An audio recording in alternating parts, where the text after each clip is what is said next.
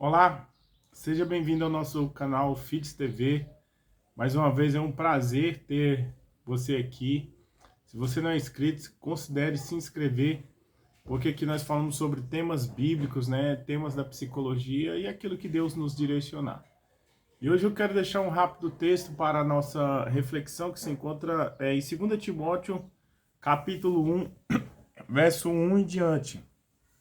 Eu, Paulo, apóstolo de Cristo Jesus, pela vontade de Deus que fui mandado para anunciar a promessa da vida que temos por estarmos unidos com Cristo Jesus, escrevo a você, Timóteo, meu querido filho na fé, que a graça, a misericórdia e a paz de Jesus Cristo, Pai, e de Cristo Jesus, o nosso Senhor, estejam com você.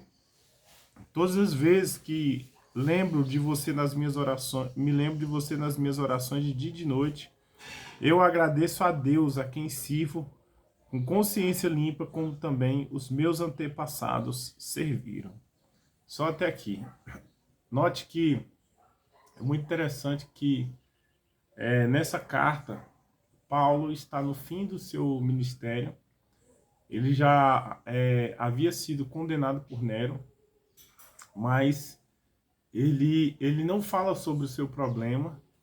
Ele escreve ainda, ele ainda tem tempo para se lembrar de Timóteo, né, o fiel discípulo que ele conheceu na sua caminhada missionária. E me chama a atenção porque hoje em dia muitas pessoas não podem passar por uma dificuldade, uma adversidade que muitas se fazem, né, de coitadas, outras se desesperam, outras entram em depressão, porque nós vivemos numa sociedade que está viciada na doença, né? Veja, por exemplo, uma mãe ribeirinha ou uma mãe sertaneja que tem 18 filhos, perde dois se ela entra em depressão. E hoje, uma mulher na cidade, se perder um filho, ela muitas vezes, muitas se suicidam, outras entram em depressão.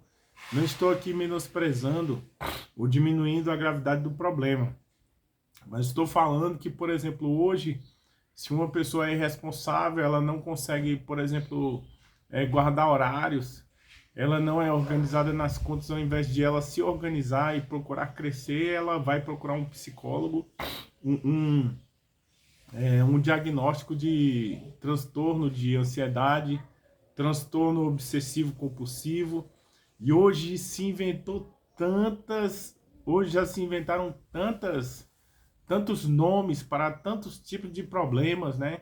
Existem pessoas que têm paranoia de estar doente, faz um exame, deu negativo, mas devido ao problema que está na mente, ela não acredita, ela vai, busca outro e assim por diante. Eu não sei se você já conheceu gente assim.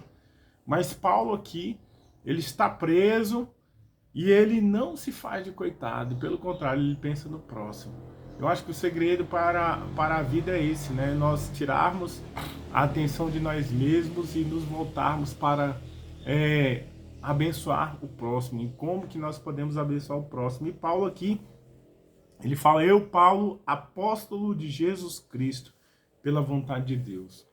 Ou seja, ele não estava ali cumprindo a sua missão, né, pensando na igreja, estava em Éfeso ali junto com Timóteo. Ele não estava pensando em si mesmo, ele estava pensando na igreja. Ele estava pensando em edificar, em cumprir o seu propósito esse que tinha sido dado, missão dada pelo seu general, o Senhor Jesus Cristo. E quão nobre é essa missão, porque ele não foi mandado pelo imperador, ele não foi mandado por um político da época, mas ele foi mandado e enviado pelo Deus que criou os céus e criou a terra. Eu quero falar para você, né, que não existe nada melhor do que nós sabermos o nosso propósito, não existe nada melhor do que nós cumprirmos a nossa missão em Cristo. Talvez Deus tenha te chamado, você até aqui enterrou o seu dom, mas eu quero te falar, aquele que concedeu é o mesmo que também um dia cobrará. Se lembre da palavra da parábola dos talentos, né? Em que o fazendeiro ele sai, ele dá um talento para um, dois para outro e cinco para outro. E depois de um tempo ele volta e ele pergunta para o que ele deu cinco. E aí ele fala, ó, ganhei mais 5 talentos. Ele fala, muito bom, servo fiel, você sabe onde que eu colho, aonde eu não planto, né? Você trabalhou, então receba aqui mais 5. E entre para o gozo de meu pai. Note que ele coloca esse detalhe, né, da salvação na parábola. E para aquele a qual ele deu 5, ele fala assim, mestre, servo, mestre, eu sei que o senhor é severo, o senhor colhe aonde o senhor não planta, então eu ganhei mais 2, né? O senhor me deu 2, eu ganhei mais 2, está aqui 4. Ele fala, muito bom, servo bom e fiel, entra para o gozo de teu pai, pega aqui mais 2, né? E aí acontece que quando chega naquele que ele deu um só, que Deus dá a cada um conforme a sua capacidade, ele fala assim, eu sabia que o senhor é severo, o senhor colhe onde não planta, então eu tive medo de perder e enterrei. Ele fala, você sabia que eu colho onde eu não planto. Eu te dei o talento, você devia multiplicar. Então, até aquilo que você não tem lhe será tomado. Seja atado de pés e mãos e lançado no fogo eterno, onde haverá choro e ranger de dentes, entendeu? Então, aquilo que Deus nos deu, ele vai cobrar de volta. E o que você tem feito com o talento que Deus te deu? Paulo, ele fala, eu estou aqui cumprindo a minha missão, eu sou apóstolo, missionário de Cristo. Ele diz aqui, no início do capítulo 2, né? Eu sou missionário pela vontade de Deus, que fui mandado para anunciar a promessa que temos por estarmos unidos com Cristo Jesus. Ou seja, ele tinha uma clareza do propósito de vida dele. E talvez seu chamado não seja de ser um missionário, de ser um apóstolo, mas talvez de um mestre, talvez, né, de um pastor, um evangelista, ou um discípulo ou discipulador.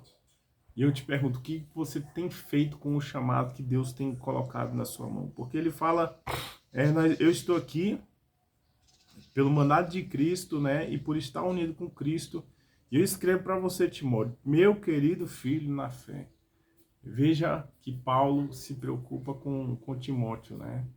Paulo não só fez um discípulo e deixou para trás, mas até quando ele estava preso, ele se preocupou com a saúde. Então ele volta, ele tem um olho na frente, mas os olhos no retrovisor, para ver, avaliar e manter aquilo que ele fez, sob pena de ele ter que perder todo o seu trabalho. Entendeu? Então, nós devemos aprender com Paulo.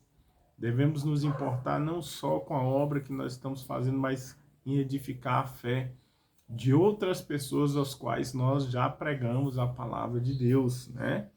Isso é muito.